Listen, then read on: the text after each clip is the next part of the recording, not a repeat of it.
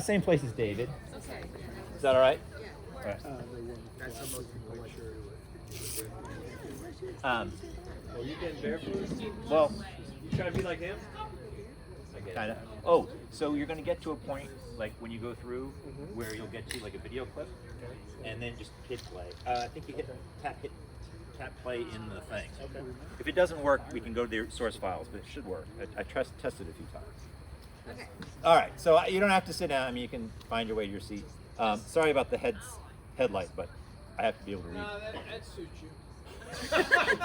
The darkness on your face suits you. The fact that we can't see your face is really becoming. Mitigate the risk. So yeah, dorkiness is going to factor into this story. As I said, there were three basic categories of story that we wanted for Chautauqua, and the last of them is sort of the personal experience background story. And we've never really had one completely. I mean, Stephen, yours was a bit that way, but we haven't had like a full talk on some experience or background. So my goal was to do that with this. So next slide. So these are Cub Scouts, Yes, they are. 1978. Which one's you? Can you figure out which one am I? I don't know how clear it is. That's tough. Hold on, give me the I'll tell you that I was pretty tall for my age, even from like a young age. So you're the tallest. On the farthest left? Okay, so that's wrong because I just grabbed off the internet. I don't know who these people are.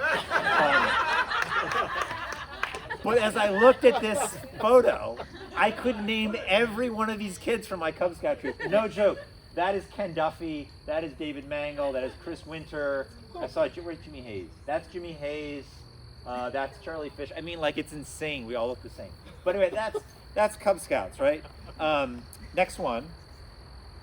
This is a picture of people doing a certain kind of dance in a certain kind of club during an era that has a certain name. And it's the same name for all. Can we guess what that is?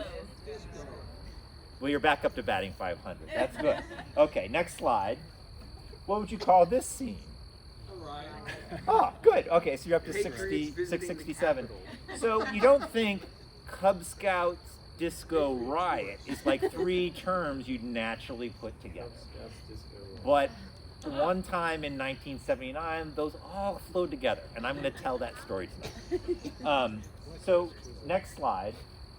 Before we get into this, we do have to go back, for those of you who have forgotten, some of the basic structure of the Boy Scouts of America. I know it's rusty after time. So That's you a have, wolf badge. it's actually a cub. Oh, Yeah, it it looks like a wolf, but it isn't. So your Cub Scouts are like little kids, okay? They're like 8 years old, 9 years old, and next one forward. Sorry. And then you have your Boy Scouts, which are like junior high age, so 11, 12, 13. Next. And then you have, We'll Be Loyal Scouts, Weebelos. I think it might not exist anymore, but it does. Okay, so this just shows that nobody knows what the hell to do with fifth grade boys. They're just like, you're this thing for a year, so that's where you're going to be. Okay, so do that. Okay, good. So look how age appropriate these divisions are. When you're a cub, next, you're like a little bitty fuzzy bear. You're like 8 years old, and you live in a den, and you've got your den mother who's going to protect you and take care of you. Next. That's not actually what your den mother looks like. Next. She also doesn't look like a 19-year-old, which is kind of weird. Next. She doesn't really look like an avenging Valkyrie either, probably. But next. She probably looks like this woman with her very confused and lost-looking son. That is not unusual. But the thing about this mom is she knows what to do, all right? So if a ravening pack of 8 third graders descend on her house on Tuesday at 4 o'clock in the afternoon, she knows what to do with them. First, snacks. Always snacks! And then there's going to be some well-planned activity. I remember building a birdhouse, for example. And then like maybe 30 minutes in the basement playing David Mangle's Atari Space Invaders. And then out you go. Okay? She knows what she's doing. Next. Now, By the time you get in middle school, not yet, Oops, sorry. that's okay, the cozy fuzziness of cubs like little baby bears is out. What's in is militaristic trappings to try to tame your anarchic adolescent spirit. So next, you are a scout, right? And next, you are in a patrol. Look at these toughies. And who's in charge? The patrol father. Grrr, okay? So we've moved along. I don't remember that from Boy Scouts. The wrinkle in this plan, though, is that this was the late 70s, okay?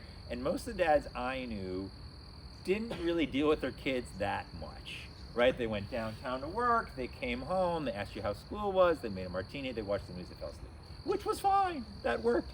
But then the first time I walked into the multi-purpose room at school for my first Webelos meeting, which is when the moms handed off the reins to the dads, like, they were with like my dad and two other guys like in a corner trying to think up something to do with a bunch of fifth graders for an hour. No snacks, no plan, no whatever. Next. And I was like, next. And indeed it was amateur hour, okay? And this kind of explains how the rest of this whole story went down. So it's July 1979, and this is what I was told. In a few days, the dads are going to take my Cub Scout pack, because that's the larger group, down to see a doubleheader at Comiskey Park, which is where the Sox play, or well, used to play in Chicago. And it was a special night because instead of paying $4 for a ticket, which would be about $17 a day, you only had to pay 98 cents if you brought and forfeited at the gate a disco album, like an LP. Now, why did the White Sox want thousands of unused disco albums is a good question. It's fair, but we will get to that. Because then, as now, there was a social schism tearing apart the fabric of American society. There were the traditionalists who wanted to go back and rid the culture of like this progressive, mamby-pamby, new wave thing happening. And then there was the other side of the culture which wanted to be progressive and, embrace different race things and different musical things and art things. I'm talking, of course, rock and roll versus disco. And the next slide. In 1979, this attractive young man was only 24. His name's Steve Dahl, and he had just joined as a disc jockey at The Loop, WLUP in Chicago, which was what we would call classic rock, but they didn't have that term back then. It was a rock and roll station. And he had been fired from his last job because the station had switched to disco, and they didn't want his style of whatever, because he was kind of like very funny, but also definitely pushing the boundary of like good taste, kind of like a Colbert Report, but that was very new at the time. Like that wasn't standard DJ material. So he kind of vented on his old station and made fun of them for having switched to disco, and then he just started making fun of disco because that seemed to be working. And basically his like screed against disco really resonated with the like young, white kind of kids who were listening to classic rock at that time, and it gave them an identity as a group and something to sort of be angry at, which was disco. So at the time, next slide, the Sox were owned by this one guy, Bill Veeck, and he'd been around in baseball for decades and was known as basically a promoter who happened to own baseball teams. So next slide, one of his like promotions was he hired Gene Goodell, who is this like 3-foot tall midget, to be his leadoff batter in St. Louis because he had no strike zone. So he was 4 for 4 in his all times at bat because he got walked every time. Next slide, he also invented the Comiskey Park exploding scoreboard, which we have some legacy of here in Durham. Every time a Sox player hit a home run, like it shot up fireworks into the air, which was kind of cool. So basically the radio station of the Sox came up with a promotion. Come to Comiskey with a disco record that you forfeit, and you'll get in for 98 cents. And between the two halves of this double header against the Tigers, they're going to put all these records in a pile and blow them up as part of an anti-disco rally. Sounds fun, right? Demonstration, not a rally, okay? Now, who thought it would be a great idea to bring a load of suburban Cub Scouts to this event? I don't know. I wasn't part of the decision tree at that time. It's possible that the attorneys and businessmen and doctors thought they wanted to save $3 on a head on the kids. I don't know. It seems unlikely.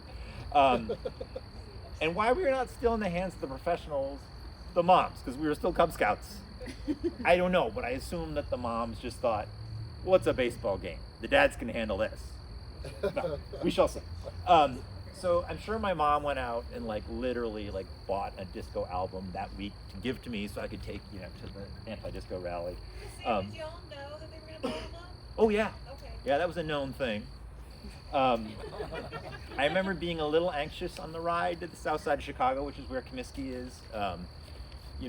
I was from the suburbs, like green carpeted, lawns, and we were kind of passing the Tony Kenilworth, passing the the Robert Taylor homes and such. But I was excited for sure about seeing a real explosion. So like Cub Scout Pack 13, we make our way into our seats, which is under the upper deck overhang, which will figure into the story a little bit later. And I remember being bored through the first game because it's baseball, which is a stupid sport, and which I thought then and think now. But I was keen to see the explosion. Oh, and I remember thinking that I really hope after the explosion we just go home, because I did not have to sit through another, second game of baseball. So for the next few minutes, I'm going to show you that ESPN did a really nice documentary about this event, and so I'm going to splice in the documentary with my recollections as a 9-year-old. So hopefully this will work, and will give you a bit of the scene. Oh, wait, I think I have to tell you one. Oh, so yeah, the one thing I have to tell you before you watch this clip is that in '79, the capacity of Comiskey Park was 47,000 people, and on a Thursday night, this is a Thursday night game, without a promotion, they probably expected only about 5,000 people to show up, and Steve Dahl, the DJ, was really nervous that even if the promotion doubled the number of people in the stadium to 10,000, it was still going to look really bad on TV because it looked like nobody was in the stadium. Yeah, go ahead. There's the wrongs of people coming. There's the wrongs, and they're all carrying cowboys. The late Bill Beck told me Sox Park had 70,000. First time Satchel Paige pitched.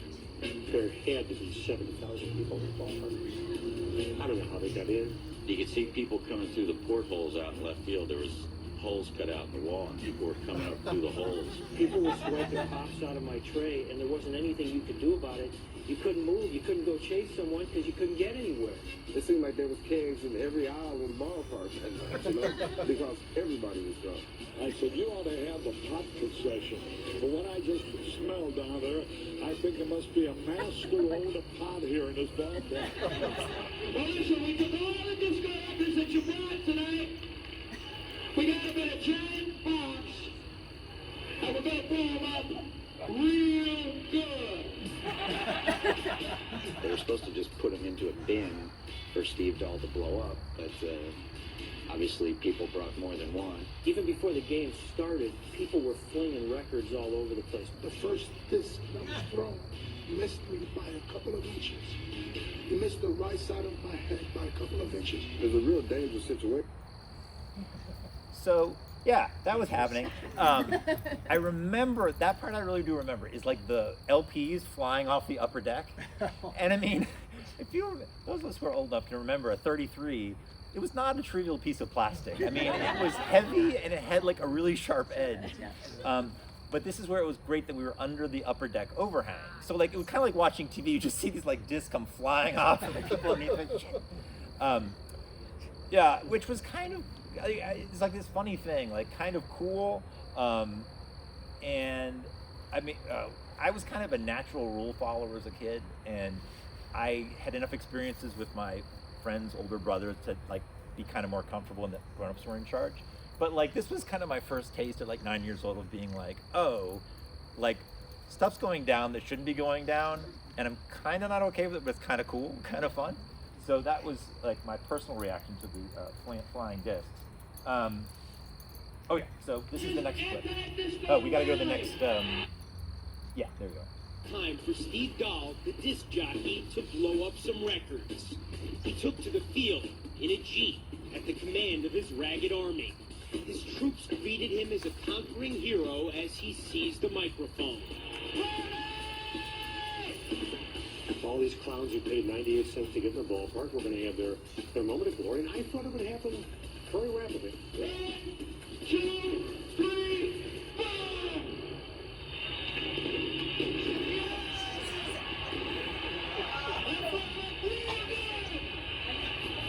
I mean, there was a... So, like, it sounds like there was some big explosion, right? But I was totally underwhelmed. I'm like 9 years old. At this point, I've probably seen hundreds of explosions on TV. I've seen the Death Star go up, right? I expected like a concussive blast wave, like a broiling flames and smoke going up. Lame. So yeah, I was pretty much disappointed. There was just a bunch of like smoke and then a bunch of littered albums around second base or whatever. And it was funny. I remember being like really super disappointed, and it kind of reminds me of like now that I've had kids, some friends have had kids, like like a 4-year-old, you can take them to a pirate-themed birthday party, and they kind of feel like I was on a pirate ship when they go home. They're kind of psyched, but you kind of hit that age where like if it doesn't go the way a kid wants it to go, you don't know what's in their head, but they've got something very specific, and it doesn't meet that, and they're really bummed. And it's like oh, the rubies at the bottom of the treasure chest are plastic. This sucks. So I kind of felt that way about the explosion. But I did think maybe we were going to go home. So, yeah, okay, so let's roll the next Time for Steve Dahl. Yeah. Guards on the outfield grass, Dahl enjoyed a victory lap of sorts and left the field. He could not have known that disco demolition was just getting started. As White Sox pitcher Ken Kravitz went to the mound to warm up for the second game, a few fans abandoned their seats and headed for the field. All of a sudden, one person right on the field and another. Left field, right field, box seats. It was almost like a bunch of lemmings. It just was like the floodgates opened up. We saw that there was no security stopping us, and we just said, hey, let's do it. Jimmy Pearsall back at the ballpark, and I'm sure glad, and I hope they don't let you people see what's going on here at Comiskey Park. One of the saddest sights I've ever seen in a ballpark in my life.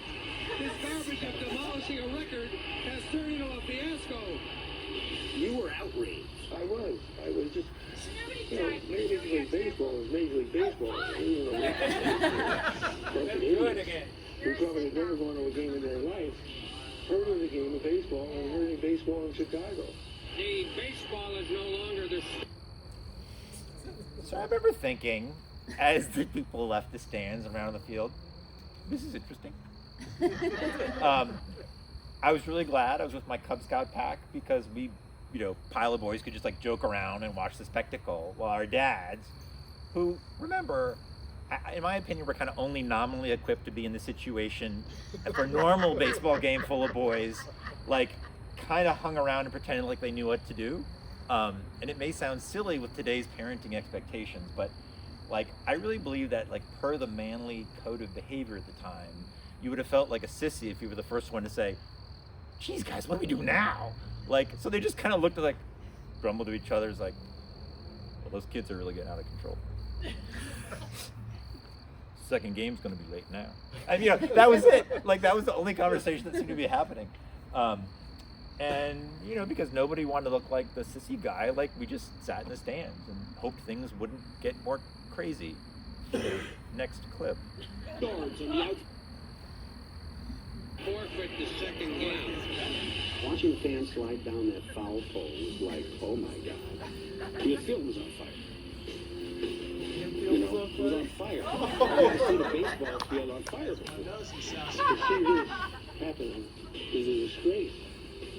It was the worst promotion in the history of the world.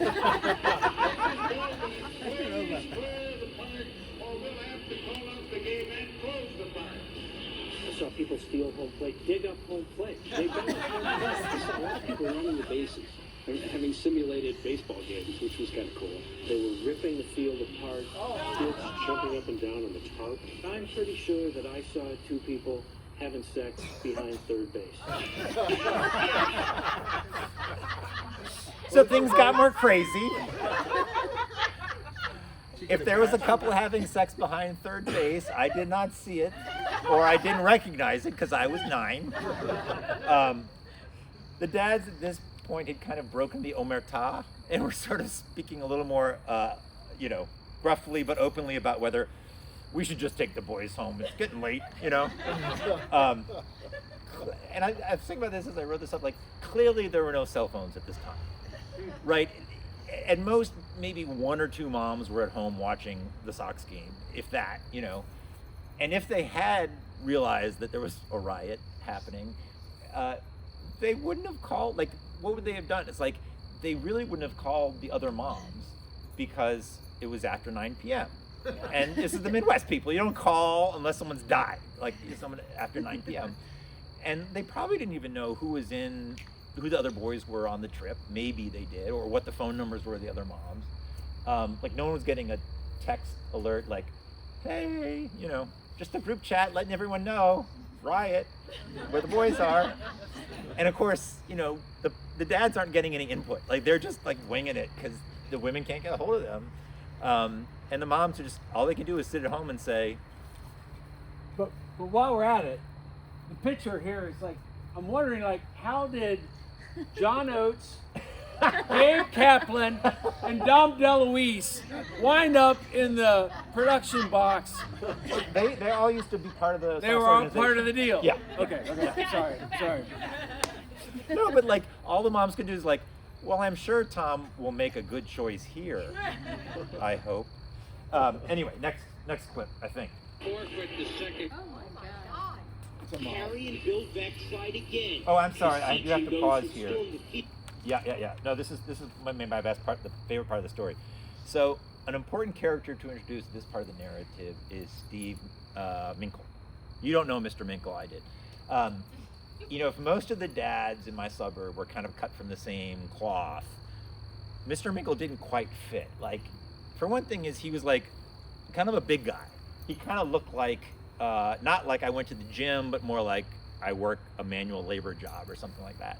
And like, you could sort of imagine that if he and his wife like got in an argument at home, there would be like real shouting as opposed to just like, icy stares and a clenched, jaw behind a martini, in the evening.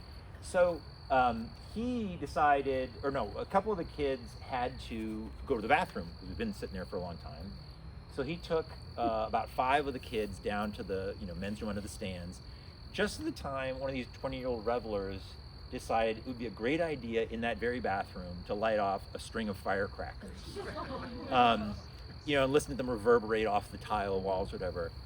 And Mr. Minkle's reaction to this action would not become clear for a few minutes until the first Cub Scout made it back to our section and said, Mr. Minkle just decked a guy. and he did not deny it. He was like, decked a guy. Yeah, he, one punch, apparently, laid this boy clean on the tiles, washed his hands, and walked the boys back to the back to the thing. So that was basically the end of Disco Demolition Night for Pack 13. Under the dual reasons of it's getting late, and some of these teenagers have really gotten out of hand, the dads did decide to take us back to the parking lot. I was pretty glad not to have to stick around for the second boring baseball game, as I've sort of mentioned. But I did think that, the night had been a success. I did get to see a sort of an explosion, and basically being able to say to anyone I saw on the playground for the next 6 weeks, I saw Mr. Minkle deck a guy. was pretty awesome. So we'll finish up the game from the documentary's point of view as well. To return to their seats. They even broke into song.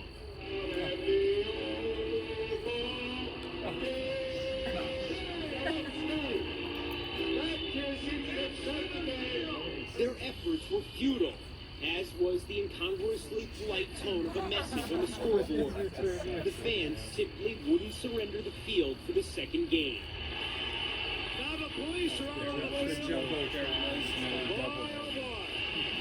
They rode in on their horses, and the kids just ran for the hills. After nearly 40... Oh, and there's one. Go, Harry and Bill Beck tried go to the again. next one if you would, because that's the Just roll right into that one. Dad thought I got hustled. He was always of the opinion that the station knew that it was going to be a lot bigger than I had any idea. I always took one great offense more than anything else. Don't blame us. We did a promotion that overworked. You got to give them credit, though. I mean, they did get a big crowd at the ballpark. That's stupid. You're stupid when you say that. I want to tell you right now. You talk to people in the radio business, and they'll tell you that overnight, stations stopped being disco stations. The Bee Gees actually blamed me for killing disco, which I felt was a victory for me. I took that as a win. We did a promotion that caused a forfeiture. I regret that. As a cultural event, I'm kind of proud of it.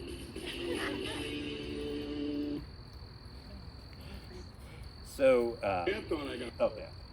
Oh right. Go back one. Yeah, let's leave it there. So the postscript on this event, for me personally, was pretty minimal. School was out for the summer, so I couldn't like brag at school on Monday that I'd been at a riot or that Mr. Minkle had decked the guy. Yeah. As far as I knew, though, this was kind of just like a local Chicago story, right? Like, baseball game, it got out of hand, and like, you know, by the next weekend, it would be old news, which it kind of seemed to be. But then, like, decades later, I found out, like, Death to Disco Night or whatever was kind of a big cultural event. Like, if you look up disco in Wikipedia, it's, like, mentioned as, like, the death knell of disco was this riot or whatever.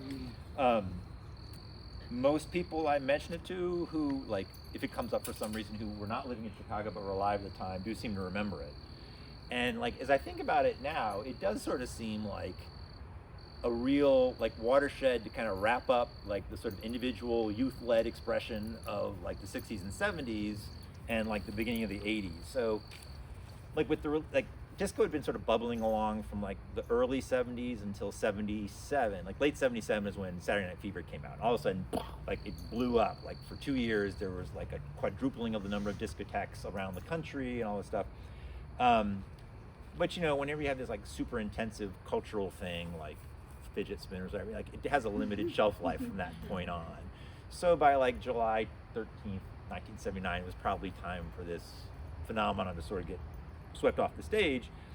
It's just kind of unusual that an actual organized event like kind of ushered it out. Like as I watched the clips though, I was just sort of feeling like it sort of seems like the last hurrah of that sort of youthful disregard that represented the 70s and like 60s. You know, it was like sort of the no, I'm gonna skip that part. Anyway, like, you know, basically what was going to happen next slide is, you know, Reagan was coming in the next year, and instead of being like, you know, Farrah Fawcett haired and like shirtless at the ball game, I was like, we're going to all look more like Harry Carey when we're teenagers than we will like Bob Dylan, and that sort of seems a shame. But anyway, that's kind of what happened, and that's my story of disco demolition night as a Cub Scout. So what kind of music did young Sam in 1979 listen to? Whatever my parents had on. Yeah, there was no individuation of my musical taste. Hey Sam, yeah. question. Were you guys in uniform? No, I'm glad to say we were not in uniform. That photo would have been priceless, especially if it had like, you know, one of those. Absolutely. We're gonna finish out by blowing up the projector screen. Right. Yeah, this isn't one that really lends itself, unlike David's, to questions, but yeah, that was mine. Oh, no, I think you're wrong. we have questions aplenty. Yeah. So was that a 30 for 30 on ESPN, or was it just... I don't know. I found it online like a couple years ago, and it's like a 10-minuter. But if you really, like, if you're a real loser like me, who was, by the way, a Boy Scout until I turned 18, there's the PBS station in Chicago is WTTW, and they did like an hour-long feature on this, like at the 30th anniversary or something, and it's really well done. I mean, they do a nice job of capturing all the different, like, you know, forces that were sort of conspiring to create this evening. Yeah. You don't remember the album you brought to get in for 98 cents? I had no idea. Yeah, I mean, I was pretty much afraid of all those teenagers, like, as we were trying to go through the gate. Like, as I said, older brothers, teenagers, they scared me. Yeah, and I think my mom really did just go out and buy, like, a 45 for me, so I'd have something to drink. What's weird to me, Sam, is to me, disco was very much, rock and roll is very much a white Yeah. phenomenon, and disco really changed that. And this just, what I was looking at looked like a lot of white, you know, men Yeah. doing their thing. No, I mean, prepping for this, I didn't stick it in here because it's like, you know, limited interest to many people. But yeah, it's very interesting how, like, what people who've thought about this a lot sort of see it as. Like, so you had your baby boomers, right? The early ones, the ones born in the 40s and very early 50s, and they had like Woodstock, right? Like, and it was kind of, I've heard the argument that it was sort of like a suburban kids kind of got back to the land, and like they were wearing like, you know, hippie dresses and whatever. Like, that was a whole thing. Of course, they also had drugs and sex, right? That sexual revolution, the drug revolution. But the kids who came after, who were still technically baby boomers, but were born like in the later 50s, the early 60s, like they missed that, right? They're 10 or 12 when Woodstock happens. And they kind of wanted their own thing. Like, this youth, you know, energy is going, but they don't want to, you know, they're not really welcome or don't want to be part of that. So that disco was kind of the anti-hippie a little bit. Like, it still had the sex and the drugs. Dance. I mean, to me, that's like We a can see whole where she stands. different. I mean, rock and roll, you just get high and. And like, rock and roll sit in was the like corner. super hetero, and Yeah. disco was not. And Yeah. I mean, the slogan "disco sucks" was not exactly like a, you know, coded. I mean, it was a very loosely coded kind of like criticism of, you know, basically saying, "Hey, disco's gay, man." right, disco's gay. No, I mean, the like disco gets started in like 1972-ish, around then. And it starts from the very first. It's like there's a lot of gay involvement in disco. It's like a gay thing, and it also has a Latino thing, because couples dancing, as you say, like, you know, from the twist on, it was kind of like people just dancing by themselves, you know. But you get to disco, and there's couples dancing again, and that kind of comes from the Latino culture, like, which never gave up couples dancing. So if you want to look at your white versus multicultural, like, and there's like, you know, white heteronormative. There's like the gay thread. There's the Latino thread in the Latin hustle and stuff like that, and there's a black thread, because the basis of much of the music that went on to become disco, like, started with what's it called? Like this sort of seminal song, I can't remember what it's called, but it's like Muakusa. It's sort of, there's a, you know, Michael Jackson has a song, which is like a little bit of a riff from a song that came out in '72. But it's definitely a beat and something that's got African American roots. So for all those reasons, it sort of is a cultural thing. Like, where It was just like the guy with the helmet on it. It just looked like Glenn Beck could be in Right, there. right. You know, it was a very creepy feel. I mean, that could happen tomorrow. Yeah, I mean, I wasn't old enough to know. I think all those elements were in there, for sure. The sort of intolerance-y elements, but I'm not sure it was quite as hardcore as it, you know, you could make it out to be. I mean, I don't know. I could be being an apologist, and I shouldn't be. Like, I don't know how. It was if that was the thing that killed disco. Yeah. I had no idea. No. That's it, guys. You're all welcome to stay and eat more and have more cocktails. We ran a little bit late, but thank you so much for coming out. We'll see you in 3 months. We're probably I'm gonna try to make it be a ladies' night where it's all female presenters, which all is too, but you know, it's something. It's ladies. Thank you. And the feeling's right. Oh, what a night. Ladies' night. Oh, what a night. Well, thanks, Sam. You really brought the big disco energy tonight. Yeah. Thank you, I think. Oh, let me turn off. Uh-oh. Disco.